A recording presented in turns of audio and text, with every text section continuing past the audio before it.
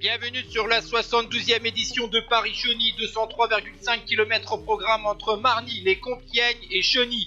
Sur les routes de l'Oise et de l'Aisne, 8 équipes World Tour étaient présentes au départ de cette course française. Et tout d'abord, 4 coureurs dès les premiers kilomètres de course ont constitué l'échappée du jour avec Joré De Baal de la formation Minerva, Ludovic Robit de la Bingoal Power Soul Wallonie-Bruxelles, Clément Carizet de Gosport Roubaix Lille Métropole et Rune Heregots, le rouleur de la formation Sport Baloise Vlaanderen.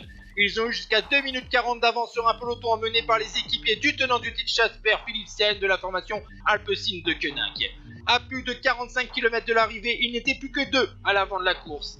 Le vainqueur de Nokere-Corse l'an dernier, Ludovic Robit et Rune Heregots. D'ailleurs, ce dernier va distancer son compatriote dans les 25 derniers kilomètres alors qu'on arrive dans les petits reliefs en terre picarde. Malheureusement pour Rune Heregots, il est repris à 16 km de l'arrivée dans la dernière petite bosse de ce final, une bosse d'1 km à 7% de moyenne.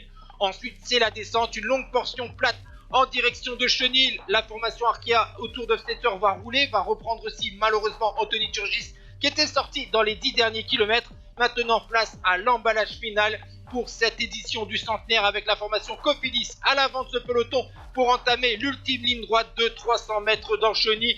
Et le plus rapide, eh bien Simone Koscielny va lancer de très loin son sprint. Les derniers mètres sont en faux plat montant. Dylan Groenewegen était un temps bloqué le long des barrières. Il trouve l'ouverture. Eh bien non, puisque Simone Koscielny s'impose pour quelques centimètres devant le sprinter néerlandais. Et voici donc le top 10 de cette édition du centenaire. Ciao tout le monde.